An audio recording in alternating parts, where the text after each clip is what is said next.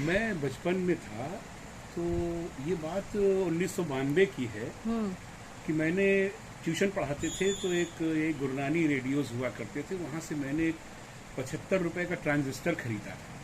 और छत पे जब पतंग उड़ाते थे तो उसको दीवार पे रख के ना बाउंड्री पर, और सुनते थे गाना। तो अक्सर होता था कि गाना बजते बजते हाथ लगा या डोर लगी पतंग की या हवा चली तो ट्रांजिस्टर गिर जाता था नीचे, और फिर उसको उठा के जोर से ऐसे बंद करके सद्दी लपेट के और रबड़ बैंड से कस के तो फिर बजने लगता था। तो एक ट्रांजिस्टर के प्रति जो एक रोमांस हुआ करता था, और जो रात में हम लोग कभी छत पे सोते थे जाके, शाम को पानी छिड़क दिया करते थे, फिर दादी के साथ चाचा के साथ लेटते थे, फौजी भाइयों के गीत, हवा महल, आपकी फरमाइश आदि गीत सुनते थे। तो वो जो गीत सुनते सुनते सो जाना, और फिर रात में नींद कभी खुले तो ट्रांजिस्टर बंद करना, वो एक सुकून बचपन का था जो आकाशवाणी ने बराबर दिया है। वो ख्वाब, वो सुकून आज के सोशल मीडिया देने में बिल्कुल बिल्कुल करीब नहीं पा रहे हैं। और आकाशवाणी से वो जो दिन थे वो बहुत ही सुनहरे दिन थे कि जब वो गीत सुनते सुनते कब नींद लग जाती थी, कब कहानी सुनते सुनते नींद आ जाती थी। तो एक बड़ी सुनहरी यादें आकाशवाणी की ट्रांजिस्टर के जरिए। वो मर्फी का ट्रांजिस्टर, 2 सेल लगती थी, और कितनी सद्दी, कितने मांझे और रबड़ बैंड उसमें लिपटे रहते थे। ये सारी चीज़ें एक नायाब वॉल्यूम है मेरे बचपन की, जो कि मेरे से जुड़ी हुई है।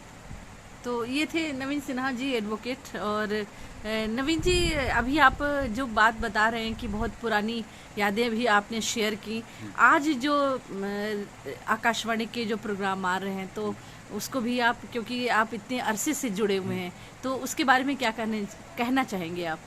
आज आकाशवाणी निश्चय ही बहुत आगे बढ़ गया है, और आगे बढ़ा है तो उसमें वहाँ पे जो तमाम अधिकारी और जो लोग कार्य कर रहे हैं आकाशवाणी के पीछे, जो उसके आज प्रचार करने में जो चीज़ें आगे आई हैं, जहाँ श्रोता बढ़े हैं, क्योंकि अब श्रोता वापस लौट रहा है आकाशवाणी की ओर, कि जहाँ हमें सोशल मीडिया से तमाम चीज़ों परोसा जा रहा है, वो बिल्कुल उसकी स्वीकार्यता आज के पढ़े लिखे और उत्साही लोगों में है ही नहीं।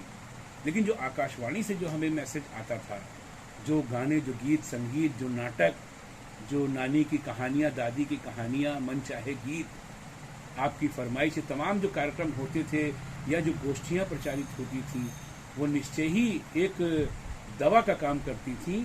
और खूब अच्छी तरीके से याद, चाहे वो क्रिकेट की कमेंट्री रही हो, एक ट्रांजिस्टर बीच में रख के 8-8, 10-10 लोग बैठ के हम लोग सुनते थे और गाने सुनते थे, डांस करते थे।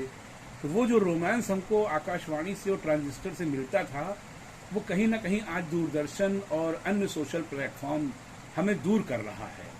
और जिसकी याद की अक्सर आती, फिर मन करता है कि कहीं 2-4 दोस्त बैठ के ट्रांजिस्टर लगा के गाना सुना जाए, डांस किया जाए। और तमाम वो गाना सुनते सुनते वो वॉल्यूम ऊपर नीचे होने लगता था, तो फिर उसको सेट करना पड़ता था। तो एक अच्छा, एक बहुत प्यारा रहा है आकाशवाणी का सफर। बहुत खूबसूरत यादें आपने हाँ। शेयर की। आपका बहुत बहुत धन्यवाद।